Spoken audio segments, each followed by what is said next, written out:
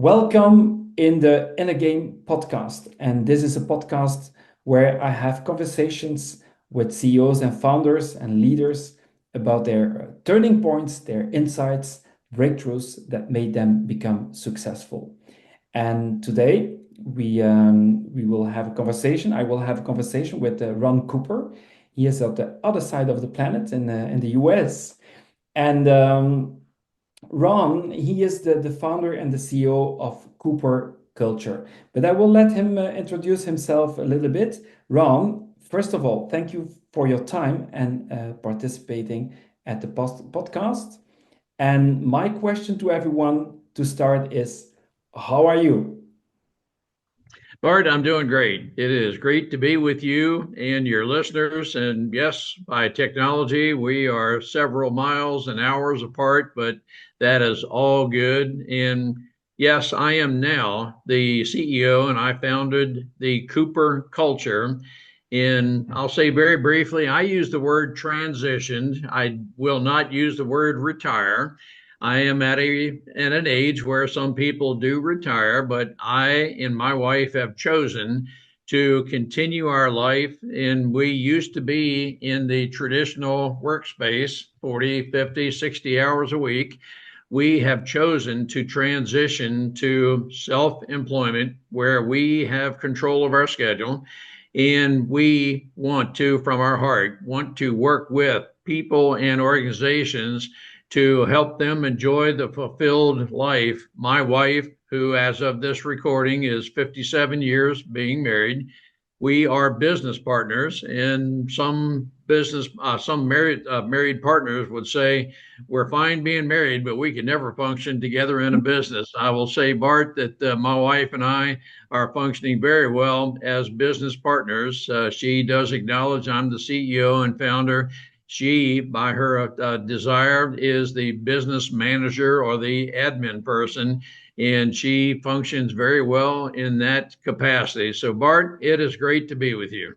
Thank you so much. I love your introduction. And you would like to maybe share something because your background is aviation, right? Can Yes, you share a little bit about of that? yes. It's a longer story of how I got into aviation, but I am 22 years with the United States Air Force. I flew the F-4 Phantom, it's called, and I flew that for maybe 16 years or so. And I have served in Vietnam, and I have 300 combat missions. And so I have experience of being shot at. I was a longer story, but I aspired to be a jet fighter pilot, and that started at a very early age. But I was able to do exactly what I wanted to do to fly and to lead and command a squadron are things I wanted to do.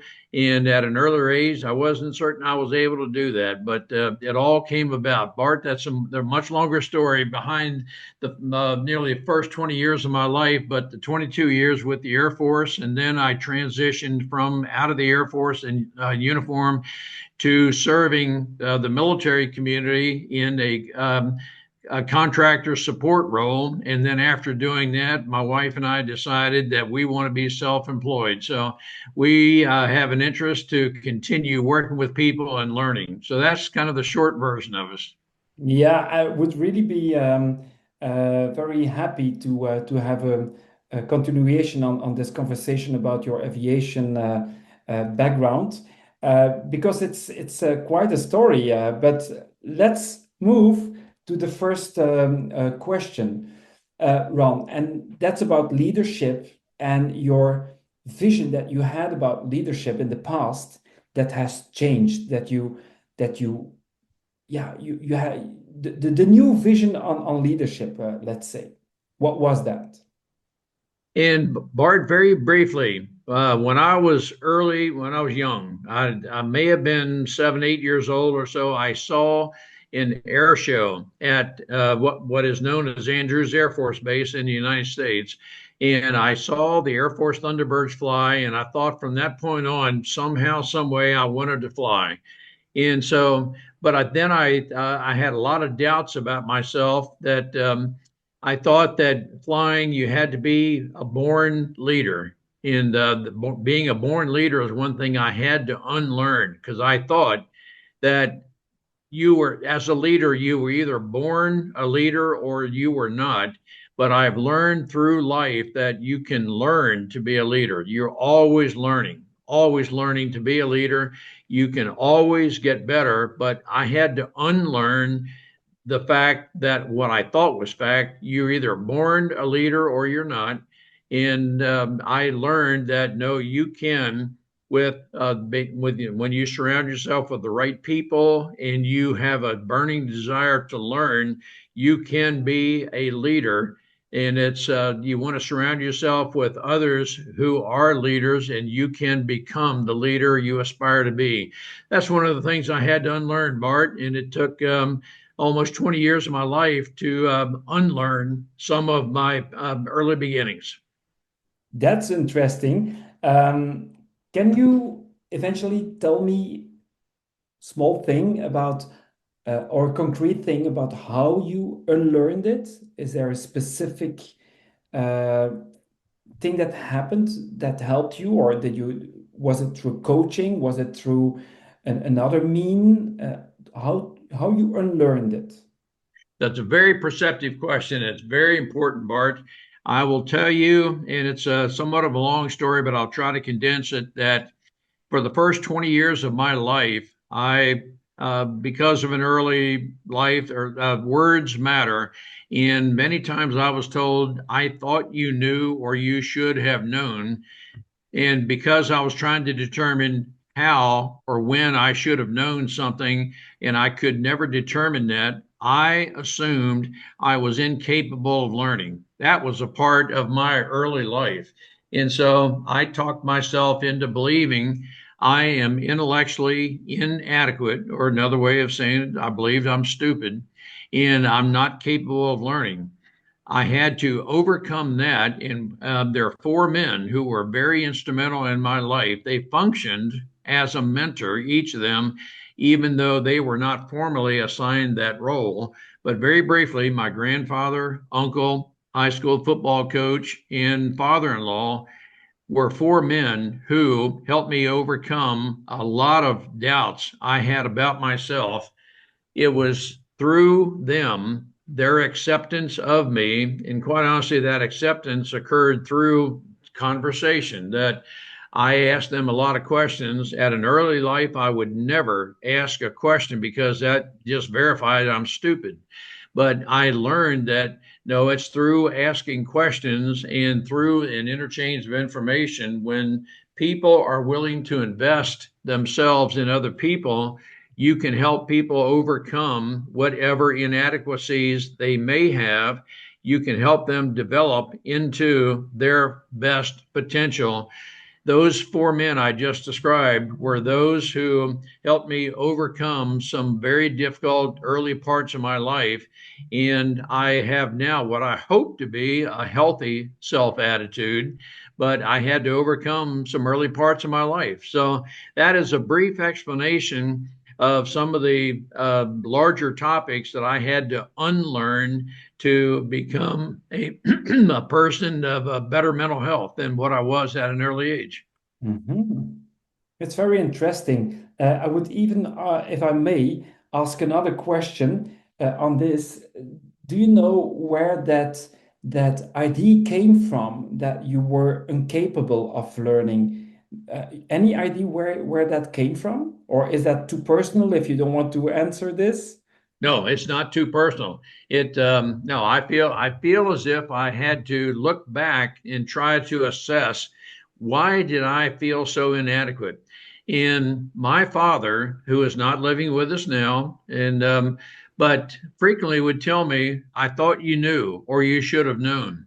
And I had an analytical mind that, without saying it, I'm trying to determine when would someone have told me that I should have known.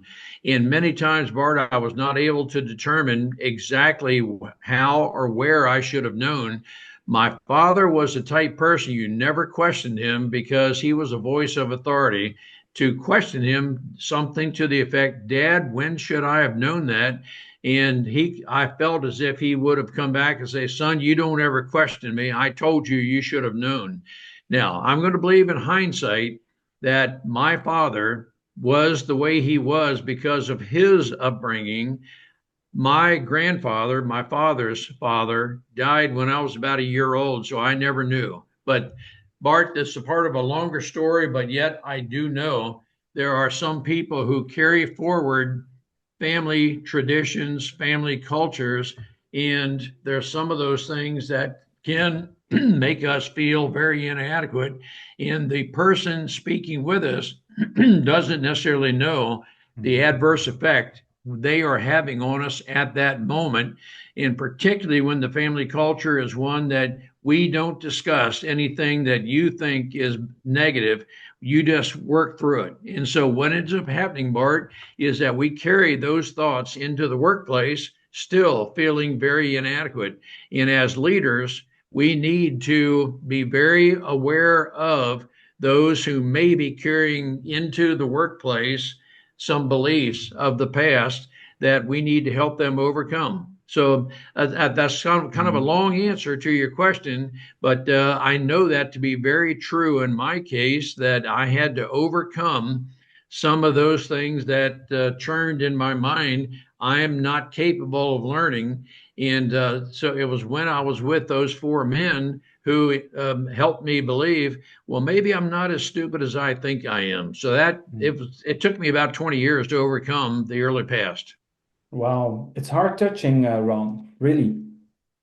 Hmm.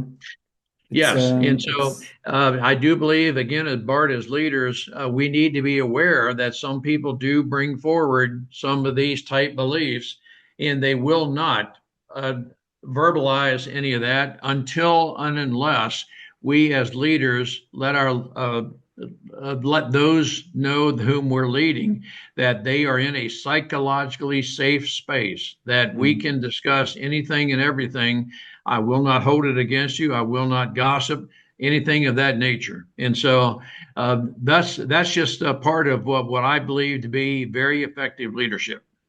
mhm. Thank you, Ron. Thank you. Um, I have the next question for you. Uh, can you bring up a really turning point in your career that completely changed your vision on leadership, like a very specific moment in your life or career? And I would say it's less so a moment, but Bart, it was over nearly a 20-year period that the the information that I got, really the relationship of these four men particularly, who accepted me. And so to for some of us, it is a matter of, do you accept me? Uh, how awkward maybe I am. I was socially awkward because I thought, well, I'm stupid, so therefore dating, I was a one and done dating kind of guy. But through these four men in a period of it was probably about 10, 12 years, that through their acceptance. And that is a big moment in my life as I am working with those who accept me, who I am. And through that acceptance, that became the pivotal moment, if you will, but it occurred over a period of time. But that was what helped transformed me from the very poor past. I had a poor mental attitude. I had a poor mental health, and but it was through probably 10, 12 years of those four men who accepted me, that was the pivotal moments of my life through acceptance. And I will say, Bart, that again, a very long answer, but it was not a one-time event, but it was a process of being with people who accepted me, that helped transform my attitude from one of no confidence. And Bart, if I was now what I was then at an earlier age, I can almost promise you we would not be able to have this podcast right now because I wouldn't have the confidence to even talk with you. So the confidence on a scale to 10, can you tell me, would that be like one, two, five, four? Well, I would say at an early life, I was probably as close to a 0 or 1 as I could possibly be. Quite literally, Bart, I could go weeks without ever talking to people because I did not want for them to question me about an opinion, anything like that, because I just knew no matter how I responded, I would be wrong and I would not know how to respond to that person. Therefore, the best thing for me to do is just remain silent. And so I many times I just isolated myself and I would not speak with people. It was took many years for me to develop the confidence that I can speak with you. And one of the things that I help with organizations is you and I, if we were to happen to be very different ideologically, our upbringing, anything, Bart, I'm very interested in learning about you and what your life is. We may be very different, but I could never take any differences we might have to a point where I cannot associate with you. I don't want to associate with you, or even take it to the point of hate. I can't go there. That is not who I am. That's well Mhm. beyond my values. But I do know that in some parts of our world, if we think differently, we're ideologically different, we're going to be in opposite corners. And we can be ideologically in different corners, so to speak, but we're always going to be able to work together because I want to know what your strengths are. And so I'm very interested in your life perspectives and so forth. So I always want to know what you think and why you think the way you do, even though might be very different. But we're always going to have a good relationship, Bart. This is so amazing. The way you explain it, and it's so beautiful. It's really so beautiful. Um, and then you, from 0 to 10, and then you became a pilot, and then had this career. So is so beautiful. It's Yes, and I amazing. will tell you, Bart, in the context of confidence, that as soon as I started flying, it's as if I knew with certainty I'm born to fly. And So you should others have saw this. known was there suddenly. Yes, exactly. And others saw that and they commented too. "Hey, you were born to fly."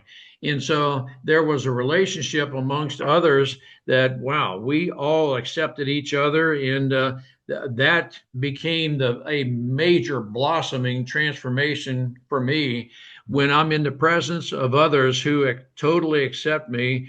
Bart, that's a lot of the culture that I emphasize with businesses. When you accept me for who I am, I can almost promise you I will perform at my optimum performance. But I would hope I'm in a culture where everyone accepts each other.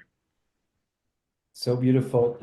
Tell me, Ron, please, for the last question, and maybe referring to your career as a pilot as well, but also today as a coach, or in your business today. So, what is it that on a daily basis that you are doing to keep that performance high, to keep that spirit high, to keep that your mental health high, all the whole package, I would say. What is it?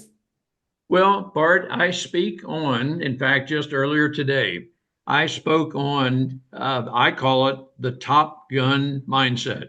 Some people around the world know of the movie Top Gun, and you think something of that. But I will say, from my perspective, and I flew the F-4, the Top Gun is about an F-18, but the two aircraft are much alike.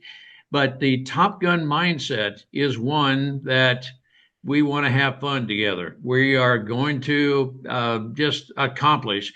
But a part of that mindset and attitude is I will overcome. Bart, I will. And quite honestly, when I was flying in Vietnam, I had the attitude, you will never shoot me down. And in the unlikely event you do shoot me down, I will parachute to safety. In the unlikely event you find me, you will not hold me captive. In the unlikely event you do hold me captive, I will return to my country. And so, there is an attitude amongst us, Bart, that says that, in an unconventional practice is no matter what happens, I will overcome. And so some people may think of that as a very braggadocious type of mindset, But I will say more so than that, it's an attitude of determination. And the way that works itself is I will always fail forward. And I'm going to encourage those who are in my circle of influence to always fail forward. We can always improve. Anything and everything we do can be improved. And I may come short of a goal that I have that I set, and I may consider that as being a failing, but I personally am not a failure. I will move forward. But for me, Bart, again, somewhat of a long answer, an unconventional practice or habit that I've learned to be very crucial is I have learned to fail forward. Nothing will stop me from achieving what I believe to be the greater goal, but that's a part of the mindset I have, and I train others to have. We will do whatever we can. We will surround ourselves with other people who will help us achieve the greater good. So it took a while to develop that kind of an attitude, but that's a lot of who I am and what I represent. There is nothing offensive in it for me. It doesn't feel like no, it's like totally I don't know the word. I think I will have to think about what this yeah what you the impact on me here. But Ron, this is so amazing. I want to thank you for this podcast. The people who are listening, please take an example on this. Try to find out what are those turning points. What is it? How can I challenge myself, and so on and so on. Get inspired and run again. I have a lot of takeaways here. I would like to thank you for your presence, your time, and showing really what determination and being at service. I would say maybe that's a good word, but I want to thank you. Thank you, Bart. It's always good to talk with positive people. And if people take that as they take away from this, surround yourself with positive thinking people, and we will overcome and we will achieve the greater good always. This was such a great podcast, Ron. Thank you for this. Thank you, Bart. Look forward to continue our dialogue.